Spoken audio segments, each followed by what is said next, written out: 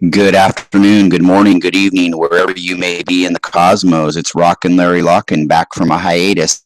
I have to apologize. I have Pleiadian's group page leader, Leah Shapiro Alien Tribe's face on here, as she's a management member of Pleiadian Express Productions as well. So I apologize, Leah. For everybody out there, this is Larry Locken speaking and not Leah Shapiro.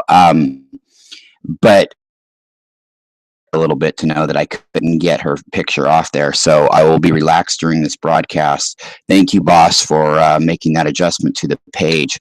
And I just wanted to talk today a little bit about starseed addictions because it's something that's been on my mind for a long time. And with a lot of people I talk to, I think that it's an issue. And I'll go into that a little bit and talk a little bit about my life growing up with addictions and how it carried into adulthood. I started smoking pot at 13 years old, smoked a lot of weed all the way throughout late junior high and high school. My last 2 years of high school, I got a job at McDonald's the summer before my junior year in high school and quickly got into management. And so I found myself in a position where the last 2 years of my high school life, I was a closing manager working till 12, 1, sometimes 2 o'clock in the morning, and getting up and going to school. So, and it just so happened that the supervisor above me at the place was a crystal meth dealer. And so I got turned on to that. And I found myself in a position where, I did graduate from high school, but I was in a haze for probably, I was using meth all night to close. And of course, I was still being stupid and smoking weed all day at school. And what I found out was that the starseed addiction issue is a little bit more complex than most people can realize unless you are a starseed. It's not just that you get addicted to a substance and that you like a particular substance. It's that the boredom and the density down here on Earth it makes some of our bodies just long for home, and that boredom and that not knowing in the mind put in a position where you just want some relief, relief. And, before I started smoking weed, when I was probably addicted to sports and television and things of that. And I didn't know what my issue was, but I was just looking for a way out of here. I was just looking for some relief while I'm down here.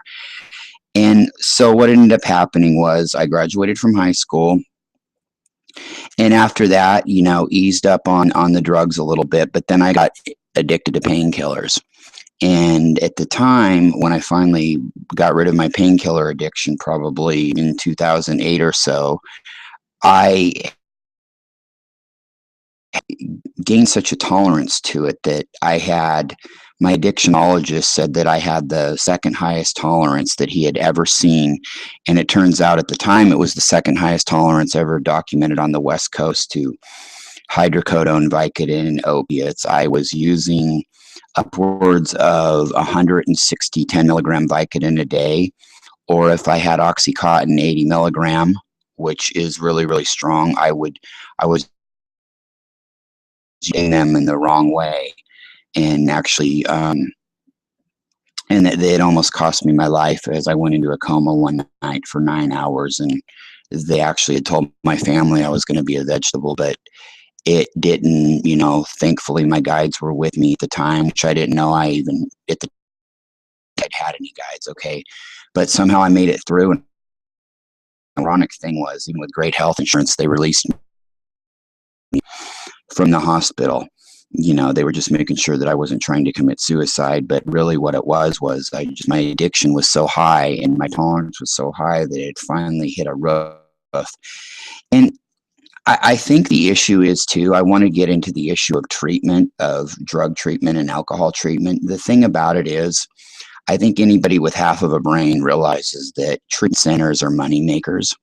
While you have some good people in those places that get it, the problem is with them, nobody gets the starseed addiction, because it's one thing for, like, say, I don't know, we've all grown up with maybe, I don't know, Uncle Bob's an alcoholic or Grandpa's an alcoholic or whatever like that. But the thing is once those kind of people in the past get past that initial withdrawal, okay, they find something else to do, right?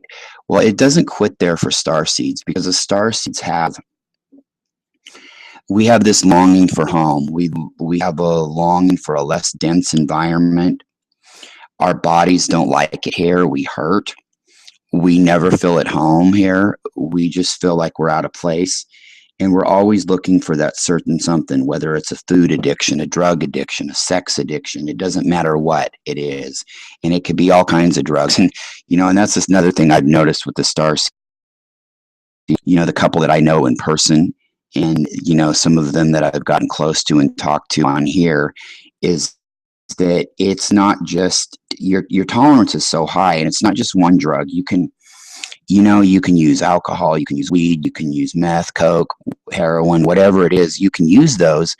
And we can get to a point where we're using all of them at once. And it's just, to us, it's not a big deal at the time, because it's just never enough. And like I said, it's not like drug addicts or alcoholics in yesteryear where they quit, they get through it, it's rough, okay, fine. But for us, there's still that lingering of, gee, I'm bored. I got to occupy my mind. I'm preoccupied, because in reality, we hate the density here, like I had said. And it's really frustrating, because any counselor or anybody offering drug treatment, even the few in that realm, and there really are very few that get it or even care, but those ones, even, they don't understand the starseed addiction.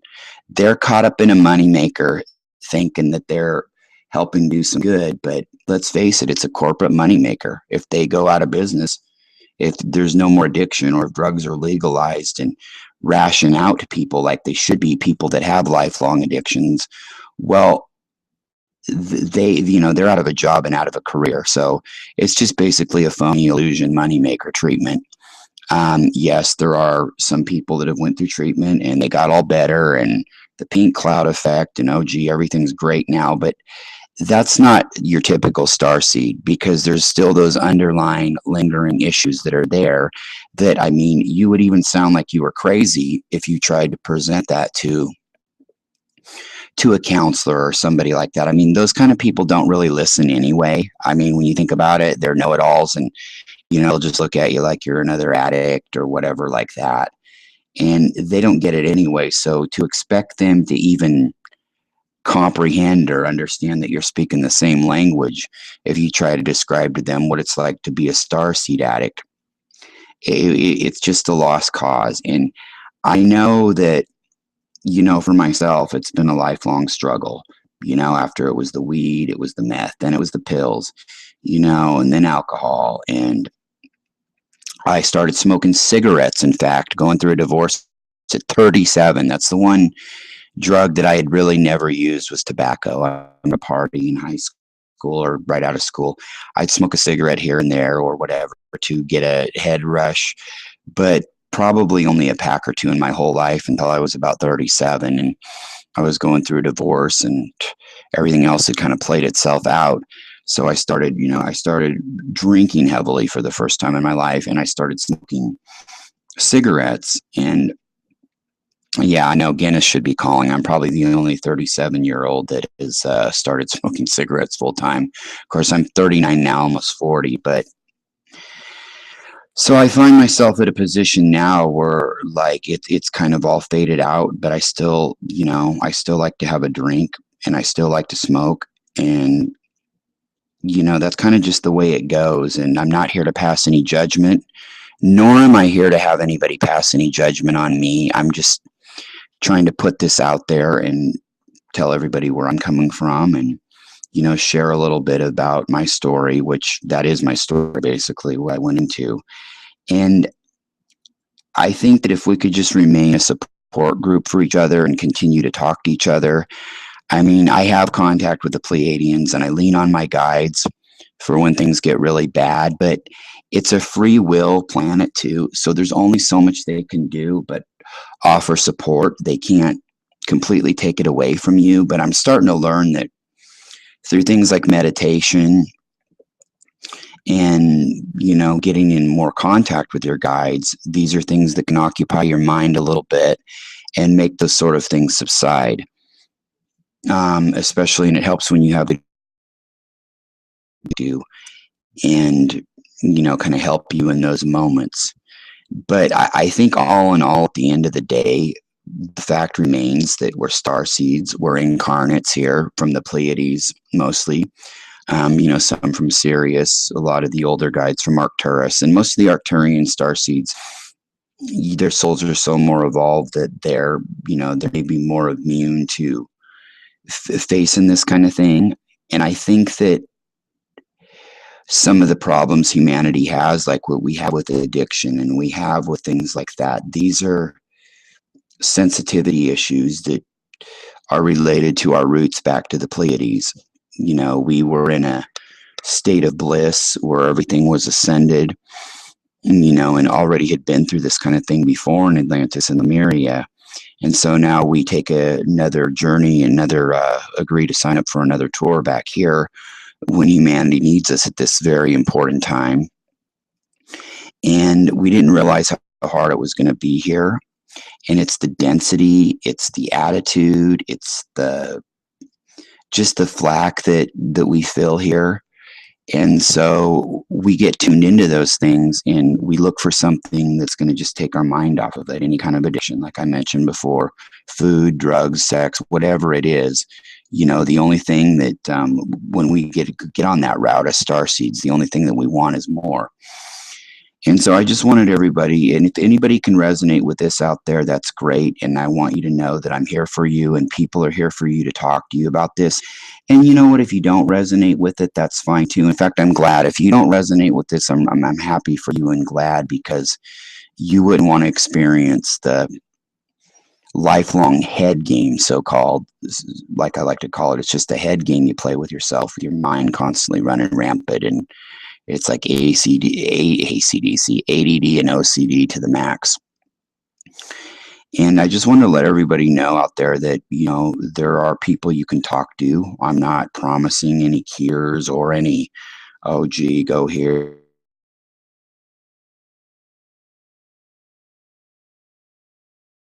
For each other to talk, with no judgment, because there can't be any judgment. There can't be, oh, well, did you get high today? Oh, did you have a drink today? Oh, did you? Well, yeah. Well, so maybe I did. So what the fuck? Big deal. And that's what I love about starseeds. Most of them have no judgment, and I've been there, done that. I've lost 10 friends that I grew up with here, either to suicide or to drug issues, and even the suicide issues were mostly drug issues. Whether it was heroin, meth, whatever, it was rampant here back when I was growing up in the late 80s, early 90s. There was no internet yet, and in this town, there was really nothing to do that I grew up in any kind of a place that would be set up for kids to go shoot pool or any kind of an arcade or just anything like that. They would always get shut down really quick. And so the only thing we had here was cable, 10 channels, MTV, and drugs. That was it, period. So it made it real easy for me to take that route. And being kind of a spoiled only child with parents that, I lived with my dad on the weekends and mom during the week. And of course she worked nights. So I had pretty much free reign to do those things and get involved.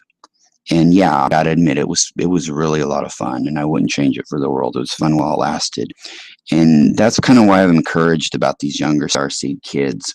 I know there's still a lot of drug use that go on in the younger community, but a lot of these kids are rising above it, and it's not because they're better than that. It's just because their consciousness level is higher. Them first-time souls to Earth, their bodies are accustomed to that down here as much. They've got the other DNA strands open, and it just doesn't bug them as much as like it did past generations to be here. And especially because there's information out there in the information age with the internet, you can understand a little bit and at least, read into this stuff. I mean, I had no idea about any of this stuff growing up at all. I mean, the internet wasn't even available till I was in my 20s, period. So there was nothing to know or to realize except that you're different, but yet you weren't different enough to be a complete outcast. So that which makes it even worse than being a complete kick to the curb outcast, because at least in that situation, right? You know what the issue is. I mean, or you have an idea. But when you just don't get it at all and you feel different and, you have a ton of casual friends in every clique there is, but you don't really fit into one particular, it's just one of those things where you just know something's off. And so, you know, it's just one of them things. I'm hoping these ascension symptoms that we're all going through with with the different energy shifts and the super moons that come out, we get hit with different energies and I know it's out there because we're all feeling it at the same time and we're like in sync with each other when these shifts come, right? The aching legs, the nagging pain in the hips, the knees, the ankles, the spine, your neck. I mean, it drives a person crazy. I'm hoping that through all this, though, what it's doing, though, is I'm hoping that it's helping our bodies adjust to this. And I really think, actually, it's helping our bodies adjust to going back up the dimensions.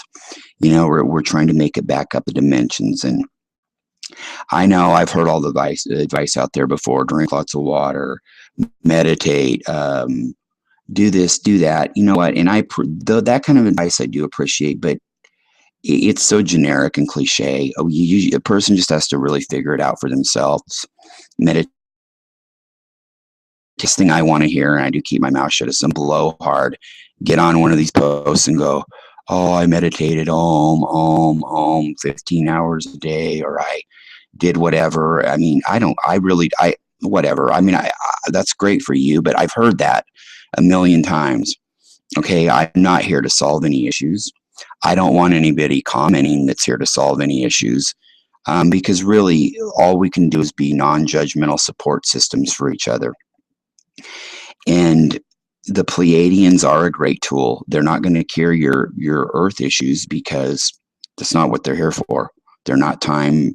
They're not predictors of time.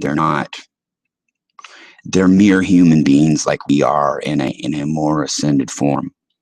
Okay, which is what we are, the incarnates here. We're them, but we're in that dense body, and I've even joked with some of my guides before. They've joked back with me and telling me that if they were here on Earth, they would be getting high as hell too.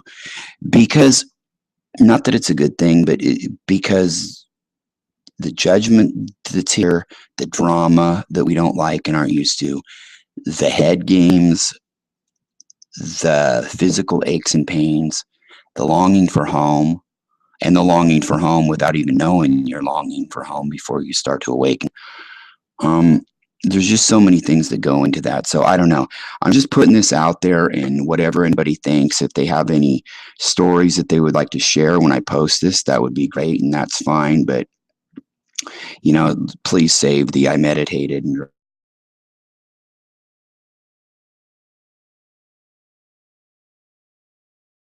that's so played out and cliche. That's like Sheldon Neidl talking about Nasara, and I love Sheldon, but Nasara, I mean, just shut up until it happens. I mean, have some couth, man. So I just wanted to wish everybody love out there. I missed everybody. Why I had to get away from the internet for a while. The energy, I had to take a break. I burnt myself out over a year creating groups and burning the midnight oil and, letting my health deteriorate. So I had to take a break away, get refreshed. And I feel better now. I'm starting to feel better. And I want to wish everybody love out there. And again, as you can see the picture on here, Leah is also a management member of Pleiadian Express Productions. And so her beautiful picture's on there, but this is not her talking. This is Larry Locken, Rocken Larry Locken. And I wanted to thank her for the opportunity that she gave me about a year ago to be an admin in the Pleiadians group. It meant everything to me. And also thank her again for the 2 wonderful autographed books she sent me. Comes the Awakening, her novel that she wrote, which is really great. And I would encourage everybody out there to check it out. I mean, if you have read Bringers of the Dawn and all the Earth, the Living Library, and Pleiadian Agenda by Barbara Hand Clow, um, hers is a great book and is just as relevant, if not more, than those other books I mentioned. So much love to Leah, much love to Pleiadian Express Productions staff members, Jason Wilson, my big star bro. Much love to Michelle Walling, much love to Jane Hermstad, Tyler Biedebach, Judith Zavala, and Maru Morales-Berto, hosts of Pleiades Latin America and admins of Pleiades Latin America Facebook group. I want to send much love to all you guys, and and thank you for listening to my rambling. I just hope that everybody out there stays strong, uses no judgment, but at the same time have your bullshit detector on high, and just be there to listen to people. You can solve the world's problems, and you can give advice of innate possibilities like the Pleiadians do, but do it without any judgment at all. I mean, that's one thing. When I awakened, I lost the ability to judge. And it's so funny because I talk to people and they don't get it who aren't starseeds. I say, no, I can't. Even if my life depended on it, I just don't have any judgment for somebody. But yet, I'm not a fool. I have no judgment because I know every innate possibility.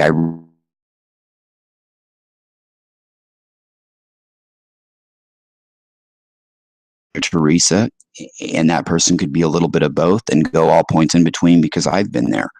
So I get all that and know all that. I know the world that person could be the biggest mass murderer there is. So I'm not stupid, but I just don't have any judgment. So it really comes down to that. And I just want to advise everybody to hang in there, and hey, whatever gets you through the night and whatever you got to do to get through these ascension symptoms. Okay, we're in this thing together. We're bridging this gap between us. We've all met on Facebook. Eventually, hopefully the next days will be some kind of an easy interdimensional travel in the next decade or so, like the great Cryon speaks of, where we can meet up. I'm confident and I'm hopeful that when the collective's ready for it, that will happen.